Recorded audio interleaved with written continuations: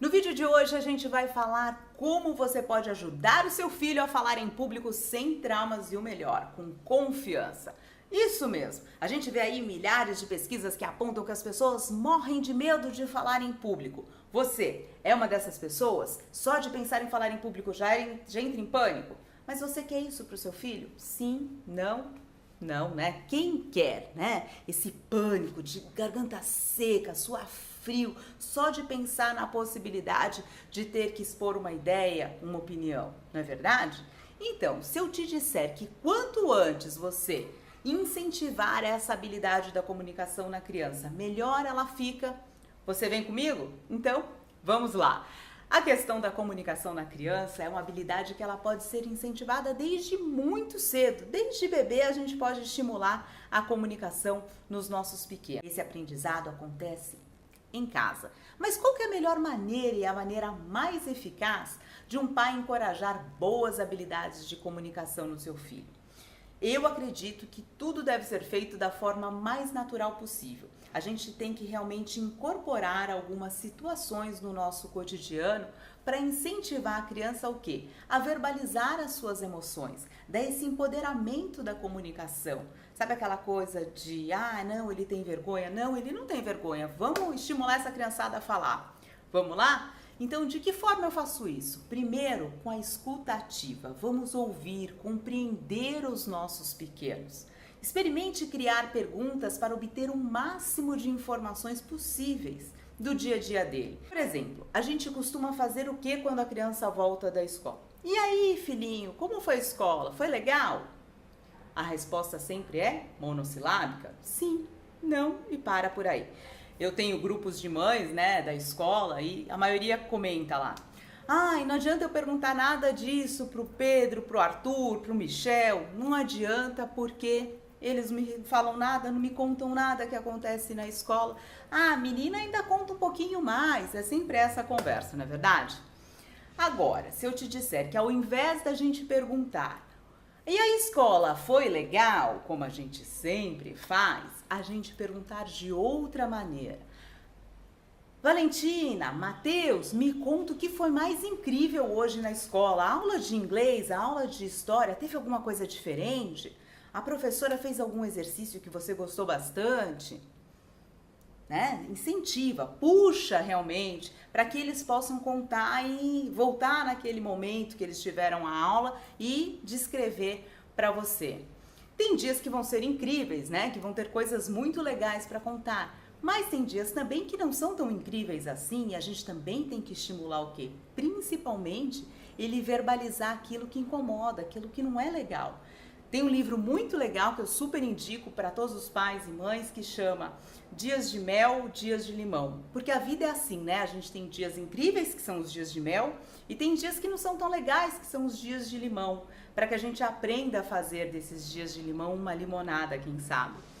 Então, incentiva também, porque quando você ensina o seu filho a verbalizar as emoções, ele vai também estar verbalizando aquilo que não está legal. Então a gente fala hoje em dia muito em bullying, na questão da criança, né, das agressões, mas bullying nada mais é do que agressão repetidamente. Se você, na primeira vez que for agredido, levantar a mãozinha, você não vai ter as agressões de forma repetitiva. Então pensa nisso, pensa o quão importante é estimular o seu filho a verbalizar aquilo que acontece com ele. Um outro exercício, né, a gente falar nessa importância de verbalizar, e verbalizar a gente tem que estimular o tempo todo.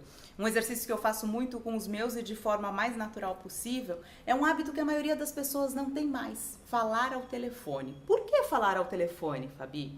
Porque quando você fala ao telefone, você conta uma história. Então eu falo assim, Ti, vamos ligar para o vovô e para a vovó para contar como foi a aula de xadrez hoje. Meu pai gosta de jogar xadrez e Matheus liga para contar para ele dos exercícios de xadrez. Eles estão contando uma história, eles estão estabelecendo o quê? Um diálogo. E olha que gostoso, né? Um avô receber uma ligação do neto.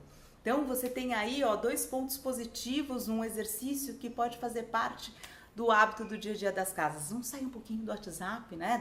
Só da mensagem de voz. Vamos estabelecer o quê? Diálogo, comunicação. Isso é, sim, fundamental. Aí vamos para mais um exercício que pode fazer parte da rotina de todos. Sabe qual é? o exercício de fazer com que o seu filho resolva pequenos problemas que ele mesmo causou. Isso, ele encontre soluções para os pequenos problemas. Outro dia o Matheus perdeu o casaco na escola. Chegou em casa, cadê o seu casaco? Não sei, perdi. Ah, legal. E agora? Então, encorajei ele o quê?